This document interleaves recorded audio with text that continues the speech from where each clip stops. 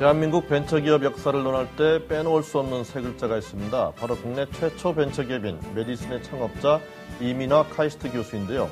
그가 전공 분야인 의료산업에 돌아왔습니다. 공식 직함은 한국디지털병원 수출협동조합 이사장. 그가 컴백카드로 디지털병원을 꺼내든 이유는 무엇일까요? 아름다운 리더와 함께하는 더 리더. 오늘은 디지털병원 수출조합 이민화 이사장을 모시고 디지털병원 수출에 관한 구상을 들어보고 한국 벤처기업 역사의 소중한 경험과 비전을 나눠보고자 합니다.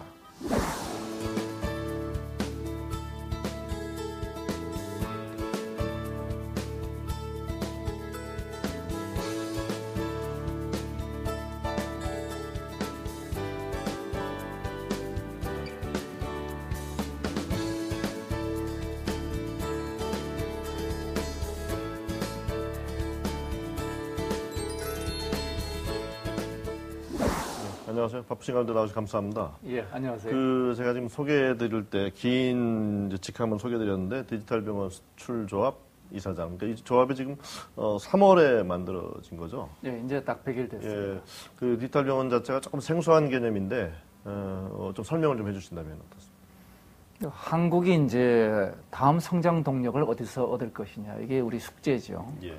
그래서 그동안 의료 분야가 앞으로 미래의 성장 동력이다. 근데 구체적으로 의료 분야에서 우리가 뭘 할 거냐. 그래서 의료 장비를 제가 옛날에 많이 개발을 했었는데요.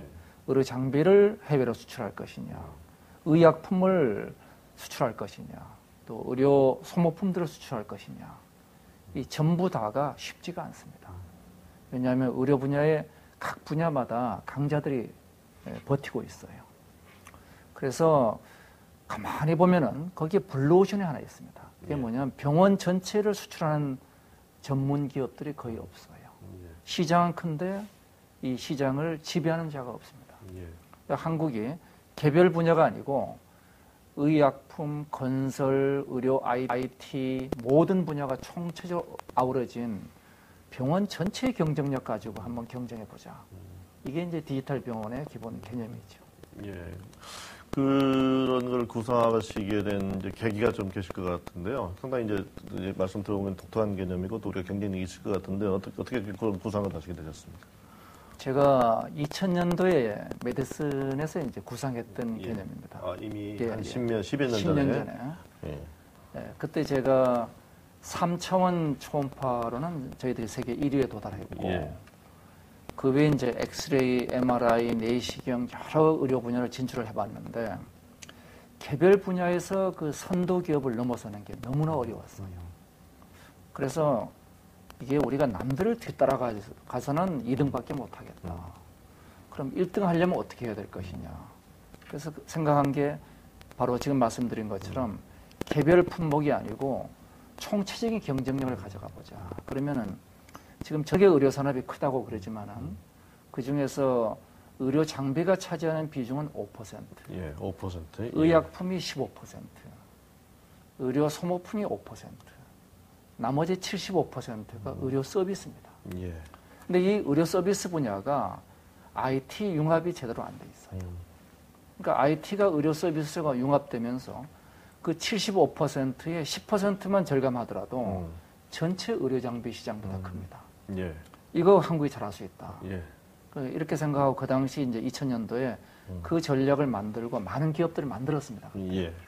그때 만든 대표적인 회사가 지금 상장돼 있는 유비케어, 인피니티, 또 이지메디컴 이런 회사들인데 그 회사들을 각각이 아니라 그 회사들이 다 합쳐져 가지고 뭉쳐지면은 세계적인 경쟁력이 된다 이렇게 보고 이제 출발했던 겁니다. 예.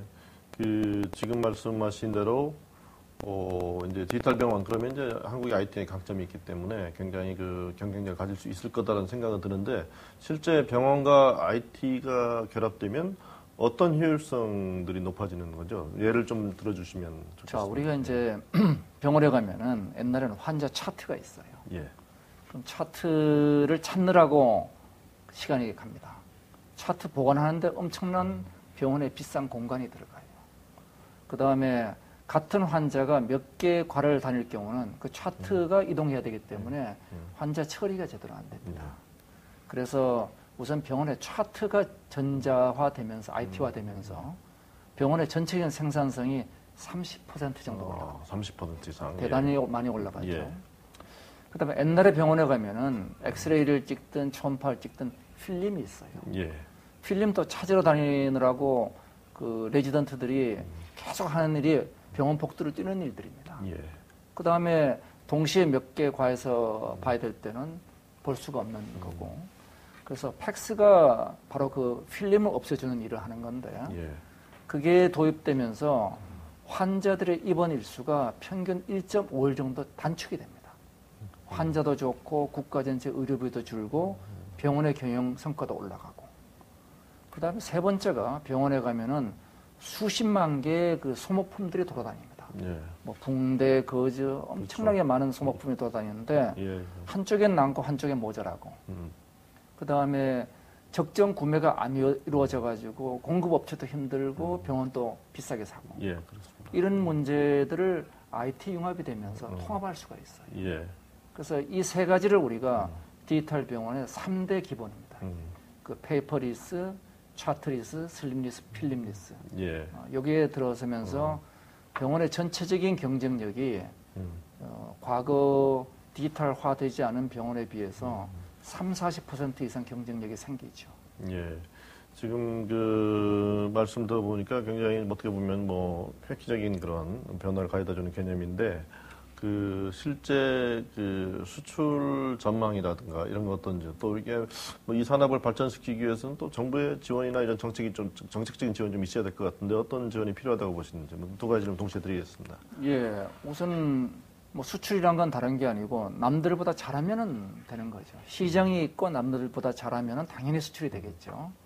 근데 전 세계 이제 신규 병원 건설이 1년에 약 2,000개 정도 이루어집니다. 2,000개씩 새로 생긴다는 예. 말씀이죠. 그 시장으로 봐서는 약 3천억 불. 예. 그러니까 반도체보다 큰 시장이죠. 예. 그러니까 시장은 있습니다. 그 시장에서 우리가 남들보다 그 더 낮은 가격에 더 높은 효율을 제공할 수 있으면은 예. 당연히 우리 경쟁력이 생깁니다. 그래서 지금 우리만한 경쟁력을 가진 나라가 저는 별로 없다고 봐요. 예. 그럼 정부는 무슨 일을 해야 될 것이냐. 그러니까 그 2,000개 병원 중에서 절반 이상의 병원이 어디에 만들어지느냐 하면은 개발도상국에 필요합니다. 예. 근데 개발도상국은 아무래도 정부 재정이 약해요. 그래서 그런 보건 의료에 대해서는 외부 원조를 많이 요구합니다. 그러니까 한국이 지금 OECD 국가로서 아직은 제대로 그 자리를 못 매김한 게 예. 대외 원조가 약해요. 뭐 ODA라고 하는 걸 표현하죠. ODA죠. 예, 그렇죠. 예. Official Development Assistance인데 그게 우리가 지금 0.1% 수준입니다. 예. 이거를 지금 GDP 대비 말씀하시는 GDP 거죠? 대비 예. 그러니까 0.3%까지는 끌어올려야 됩니다. 예. 그래서 지금 우리가 재작년에 8.5억 불을 해외 원조했는데 예. 앞으로 이게 30억 불까지 끌어올리겠다고 우리가 약속을 했죠. 대외 원조를 하는 데 있어서 우리가 할 수 있는 품목이 도로, 항만, 학교, 병원 이겁니다. 예. 예. 이 중에서 가장 효과가 높은 게 병원. 병원이죠. 예. 예. 그러니까 정부가 어차피 해외 원조를 할 때 병원을 중심으로 원조를 하는 게 국가적으로 브랜드를 올리거나 국가적인 경제적인 파급 효과가 제일 크다고 볼 수 있죠. 그 사장님 또 교수님 이렇게 하면은 뭐 벤처 얘기를 안 할 수가 없습니다. 메디슨 얼마 전에 이제 삼성에 인수되고 그랬죠. 예. 여러 가지 과정을 이제 되돌아보시면은 많은 그 소외가 있으실 것 같은데 말씀을 좀 해주시죠. 저는 뭐 소유보다 더 중요한 게 삶이었다고 생각을 해요. 예. 그래서 뭐 제가 잘못한 것도 많이 있습니다만은 벤처의 효시 메디슨을 설립을 했고 또 그걸 바탕으로 벤처 협회를 만들었고 예. 또 그 결과로 지금 대한민국에 2만 5천 개의 벤처 기업이 예. 만들어졌고 그래서 그 시작이 이제 메디슨이었다는 점에서 예. 저는 뭐 나름대로 의미는 있다고 생각을 하고요. 그 다음에 그 메디슨이 지금 삼성이 인수한 거에 대해서 정말 잘 됐다고 생각을 합니다. 네, 잘 됐다. 예, 보시는 거예요. 왜냐하면은 그 정말 메디슨을 중심으로 해서 한국 의료 산업이 발전을 해야 되는데 꼭 필요한 게 브랜드가 필요합니다. 예. 삼성이란 브랜드가 한국 의료 산업 발전에 큰 역할을 할 거라고 봅니다. 예. 그래서 삼성의 브랜드가 역할을 하고 또 G나 필립스나 시멘스를 앞서는 세계적인 의료 산업이 이렇게 하려면은 꼭 필요한 게 그 많은 연구개발 투자가 필요합니다. 예. 그래서 두 가지 측면에서 저는 삼성이 뭐 많은 일을 해줄 거라고 기대를 하고 있습니다. 삼성이 이제 의료나 바이오 부분은 이제 전적인 투자 업종으로 그렇게 정해놓고 있는 거죠. 예. 그렇죠. 예. 삼성보다 앞서갔던 GE나 필립스, 시멘스가 예. 지금 최대 수익을 올리고 있는 분야가 의료 분야입니다. 의료 고부가가치 분야라고 볼 수 있을 것 같습니다. 예. 그 이제 벤처 얘기에 들어왔으니까 조금 더 우리 경제 구조적인 얘기 그런 이슈에 대해서 한번 짚어보는 예. 그런 얘기를 조금 더 소상하게 나눠보고자 하는데요. 뭐 말씀하신 대로 이제 과거에 이제 우리 경제에 벤처 붐도 있었고 그런데 그게 약간 우리 미국의 실리콘밸리 같은 어떤 큰 나라의 경제를 주춧돌로 이렇게 성장해가는 그렇게까지 가지 못하고 좀 뭐 이렇게 표현하면 좀 어쩔 수 모르겠지만 좀 주저앉아 있는 상태 또 뭐 그런 상태로 봐지는데 어떤 부분에서 일단 과거 얘기를 좀 하면 좀 문제가 있었다고 돌아볼 수 있을까요 저희가? 그래서 저희가 이제 컵이 이렇게 있으면 컵에 물이 반이 있을 때 반밖에 없다고 볼 수도 있고 예. 뭐 반이나 찼다고 볼 수 예. 있는데 지금 대한민국의 벤처의 팩트를 좀 보고 가면은 예. 삼성전자의 약 1.5배의 매출을 벤처기업들이 하고 있어요. 예. 그러니까 200조가 넘죠.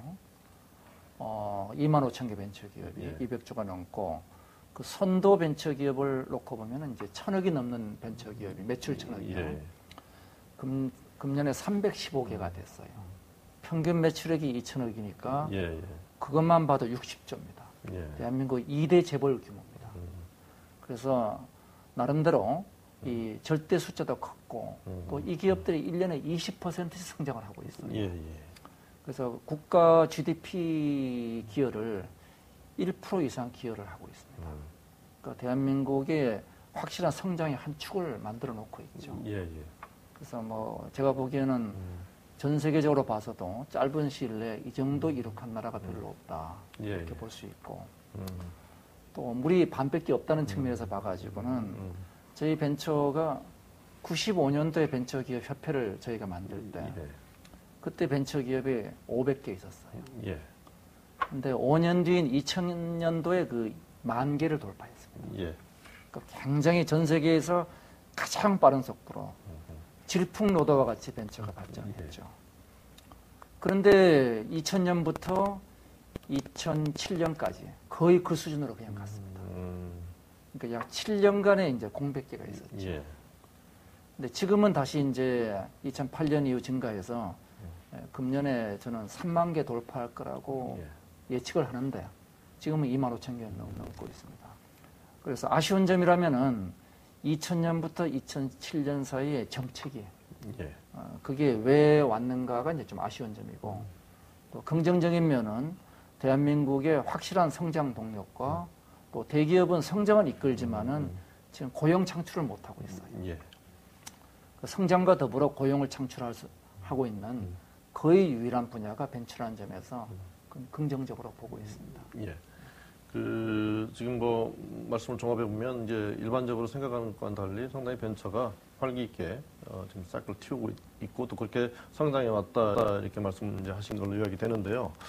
그 대기업과의 이제 관계 이제 최근에 뭐 많이 이슈가 되고 있습니다. 물론 뭐 중소기업 전체가 벤처냐 뭐 이렇게 볼 수는 없지만 벤처는 대부분 뭐 중소기업이다 이렇게 볼 수 있을 것 같은데 벤처 기업들이 또 산업이 또 한국 경제의 주춧돌로서 또 경제 풀뿌리로서 성장하기 위해서 뭐 어떤 것들이 좀 필요한데 그게 좀 잘 안 되고 있는 부분들이 좀 있는 거. 일단 대기업과의 관계에서 좀 말씀 좀 해주시죠. 예, 제가 작년 7월 달에 기업허민관으로서 가장 역점을 뒀던 마지막 사업이 대중소기업 공정거래 문제입니다. 그 당시 제가 이제 그 문제를 끄집어낸 제일 큰 이유가 뭐 대기업이 이익을 많이 내고 중소기업이 적게 내니까 나눠달라 이런 거 전혀 아니거든요. 그래서 가장 중요한 건 뭐냐면 지금 전 세계의 경제 발전에서 가장 중요한 부분이 대기업은 시장을 맡고 또 중소벤처가 혁신을 맡아야 된다는 겁니다. 그 시장과 혁신 역량이 결합을 해야만 21세기의 강국이 됩니다. 그러기 위해서는 대중소기업 관계가 선순환 관계에 들어서야 된다는 거죠. 요즘 그 기업의 경쟁력을 보면은 옛날처럼 인건비 더하기 재료비로 경쟁하는 게 아니라 연구개발비를 판매 수량으로 나눈 이 지식원가로 경쟁을 해요. 예. 지식원가. 지식원가. 예. 그럼 연구개발비에서 누가 경쟁력이 있느냐? 이거는 벤처가 경쟁력이 있습니다. 예. 그 다음에 판매 수량은 누가 경쟁력이 있느냐? 그냥 대기업의 경쟁력이 예. 있어요.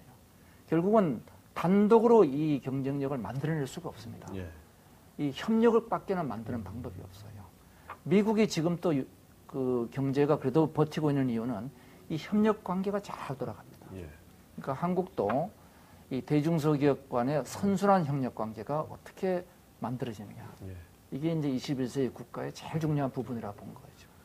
그 지금 말씀해 주신 거를 이제 역으로 뒤집어 보면 현재는 좀 아쉬운 점이 많이 있는 거죠. 최근에 뭐 동반 성장 이슈가 제기되면서 이제 대기업에서 벌어들인 이익이 중소기업이나 일반 소상공인업자한테 흘러들지 않는다, 이제 그런 이슈들도 많이 얘기했는데, 현재 그 아쉬운 실태에 대해서 좀 간략하게 좀 말씀해 주신다면 뭐 어떤 말씀해 주실 수 있을까요? 예, 그때 이제 저희들이 조사 보고서를 내놓고 이게 이제 분야별로 보면은 제조업, 서비스업, 유통, 뭐 건설, 소프트웨어 모든 분야에 걸쳐 가지고 많은 문제들이 있습니다. 근데 그게 이익을 나누는 문제가 아니고 우선 제일 중요한 거는 대중소기업에서 누가 누구를 베풀어주는 시혜적인 관계가 아니고 공정한 거래가 필요합니다. 예.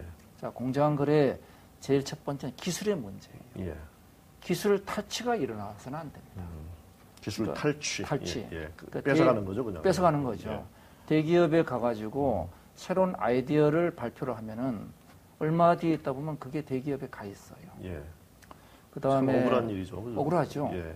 그 다음에 대기업하고 납품을 하려면은 특허를 달라고 그럽니다. 예. 이런 것들은 국제 거래상 놓고 보면은 명백한 불공정 거래입니다. 예.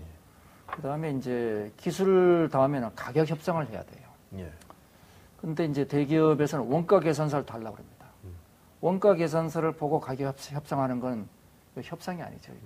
그 뭐 대기업들 백화점 들어갈 때 그러면 원가 다 내놔라 그러면 내놓지 않을 거 아닙니까, 그렇죠? 예. 그렇죠. 예.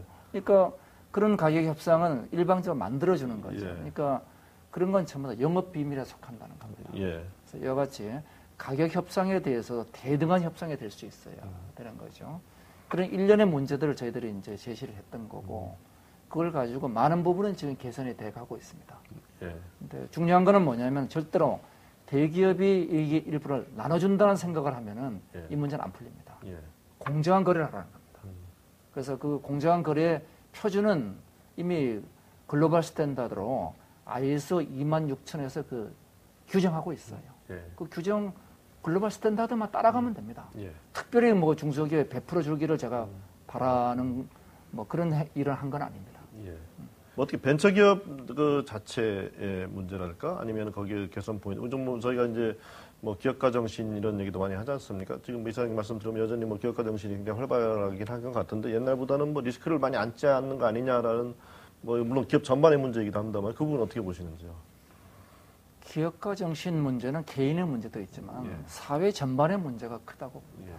그러니까 지금 한국은 어떻게 되어 있냐? 게임의 룰이 만약에 성공하면 괜찮은데 사업을 하다 실패하면은 사회로부터 퇴출되게 되어 있습니다. 예. 만약에 한 번이라도 실패하면은. 근데 아시는 것처럼 실리콘밸리의 성공 기업이 평균 창업 횟수가 2.8회입니다. 역으로 얘기해서 1.8회를 실패한 사람들이 성공을 했다는 겁니다. 한국은 그게 패자부활전이 2번 정도 있는 거죠. 거의 2번 있는 예. 거죠. 한국은 패자부활전 없습니다. 예. 그래서 이 패자부활전이 없는 제도화에서는 일단 성공한 벤처기업들은 가능한 도전을 안 하려고 해요. 예. 패자부활전이 없으니까. 예. 내가 성공해서 얻은 걸 지켜야 될 거 아니에요. 예. 그렇습니다. 그러니까 이 기업가 정신이 자꾸 떨어지게 돼 있습니다. 그러니까 패자부활의 가장 핵심은 지금 보면은 연대보증의 연대보증 문제하고 문제죠. 예, 그게 제일 핵심 예, 문제입니다. 예, 예. 그래서 연대보증이 갖고 있는 국가적인 플러스 요인이 있고 그것이 저희 떨어뜨리고 있는 기업가 정신의 마이너스가 있는데 제가 그 호민관 있으면서 그 내놓은 보고서를 보면은 약 20배 정도 이 마이너스가 큽니다. 그래서 지금 한국의 연대보증 제도는 반드시 지금 수정돼야 될 제도죠. 이제 저희가 좀 뼈아픈 얘기죠. 애플 얘기만 나오면은 상당히 아시는 분들은 굉장히 뼈아픈 얘기인데, 미루다가 또 스마트폰 들어오게 하는 과정에서 결국 우리 자체의 혁신도 늦어지고, 우리가 또 대표 기업이라고 하는 삼성도 상당히 당혹해하고 있고, 또 많은 기업들이 상당히 LG를 포함해서 굉장히 어려운 상황이 있는데, 어쩌다가 이런 상황이 왔다고 생각하시는지요? 참 뼈아픈 얘기죠. 2009년도 대한민국의 스마트폰 보급률이 1.1%였어요. 예. OECD 평균이 그 당시에 20%였습니다. 예. 전 세계에서 우리가 OECD 국가 최하의 스마트폰 보급률을 가지고 있습니다. 그게 2009년도입니다. 2009년. 불과 2년 예, 2년밖에 안 된 해입니다. 자, 그 당시 제가 쓴 컬럼 중에 하나가 한국은 이제 인터넷 후진국이다. 예. 왜냐하면 스마트폰 보급률이 이것밖에 안 되는 나라가 후진국이죠. 우리가 다른 나라보다 3년 늦었습니다. 그 3년이라는 세월은 지금 보면은 과거 일본이 메이지 유신을 하고 한국이 약 22년이 개방이 늦었는데 그 20년보다 더 아까운 시기예요. 예. 자, 왜 이런 일이 벌어지느냐? 기술의 문제는 아닙니다. 이제 이 스마트 시대로 가면서 전 세계가 완전히 바뀌는데 여기에 기술이 아니고 제도 문제로 한국이 지금 3년이 늦은 겁니다. 그렇죠. 과거에 30년도 넘어요. 예. 그래서 왜 이런 제도의 문제가 생기느냐? 이 제도의 문제의 본질을 보면은 기술이 중심이 되는 이런 혁신 경제에 대해서 제도를 만드는 사람들이 기술에 대한 이해가 약해요. 지금 대한민국에 보면은 국회의원 중에서 이공계 출신이 가장 낮은 나라입니다. 그 다음에 정부 고위직 중에서 이공계 출신이 가장 작은 나라입니다. 대통령 자문위원 중에 이공계 출신이 거의 없습니다. 이런 나라가 전 세계에 없어요. 이것이 만들어내는 결과가 기술이 중심이 되는 정책에 대해서 제때 대처를 못하고 있습니다. 예. 기술에 대한 이제 이해도가 낮다 이런 건데 또 이제 조금 더 확대해서 얘기를 해보면 이제 저희는 제가 생각하기 우리 많은 분들이 얘기하지만은 어떻게 보면 장비, 기기, 하드웨어에서 굉장히 잘해온 나라인데 지금 이제 애플의 스티브 잡스로 표현되는 이제 콘텐츠 중심의 그런데 지금 제대로 적응하지 못하고 있는 거 아니냐. 그리고 또 실제 대비를 못 해온 거죠. 그렇죠. 이 문제 굉장히 심각해 보이는데 이게 사실 따라가기도 굉장히 1, 2년에 따라갈 수 있는 문제가 아닌데 어떤 부분이 변화가 빨리 돼야 빨리 따라갈 수 있다고 보시는지요? 예, 지금 적절한 지적을 해주셨고요. 바로 그게 이제 제도의 문제인데요. 여기서 문제가 되는 부분을 보면은 딱 답이 나옵니다.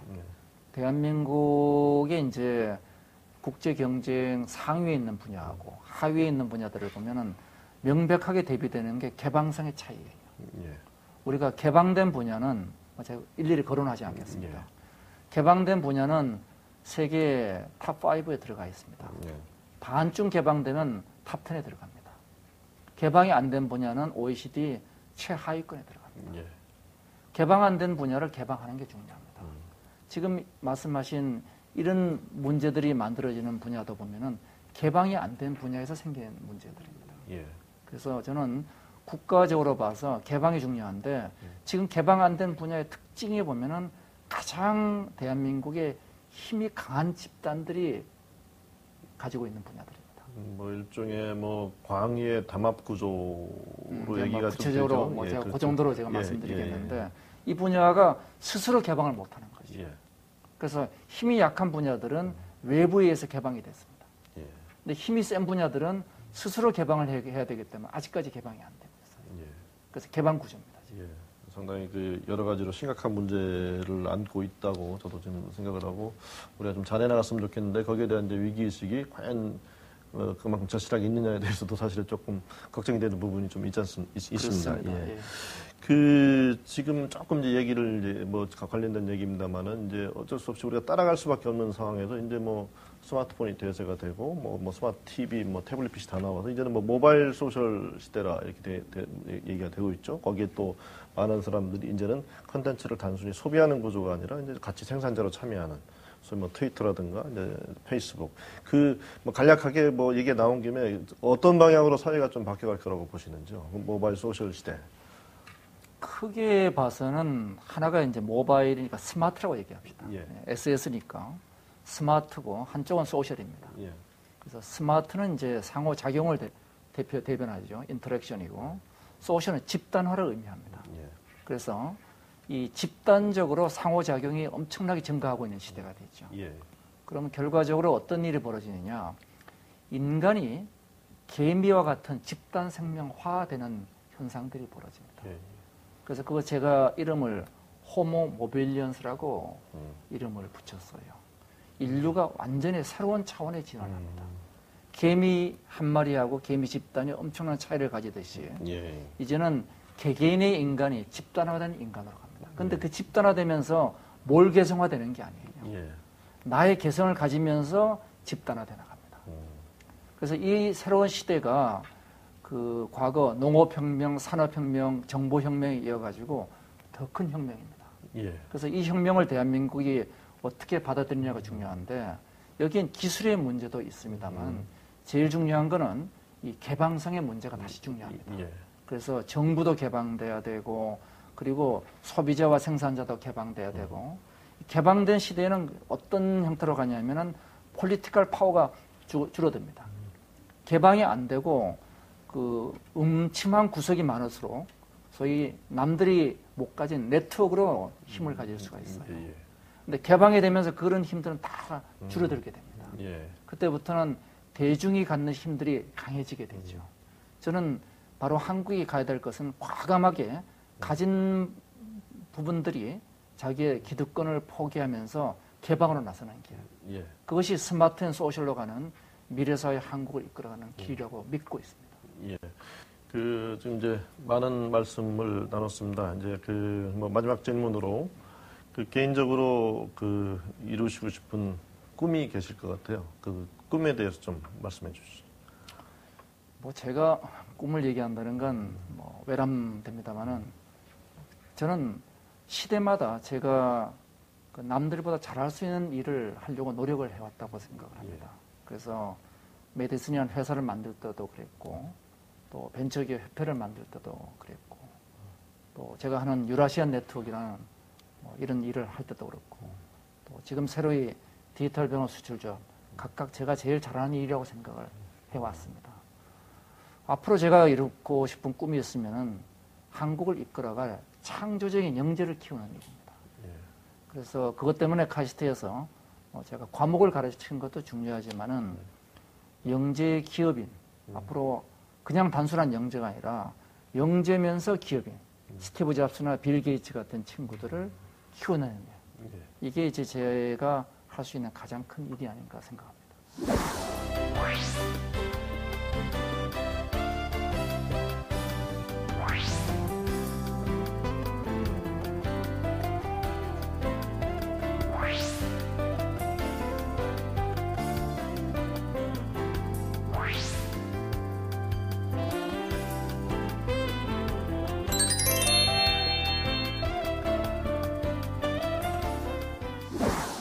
한국 벤처기업의 요시인 이민하 교수, 그는 한국 벤처 산업이 더욱 활성화되기 위해서는 실패를 용인하는 제도가 마련되어야 된다고 강조했습니다. 또 영재기업인의 육성을 꿈으로 제시했습니다. 오늘 바쁘신 가운데 좋은 말씀 해주신 이 교수님 감사드립니다. 예, 감사합니다.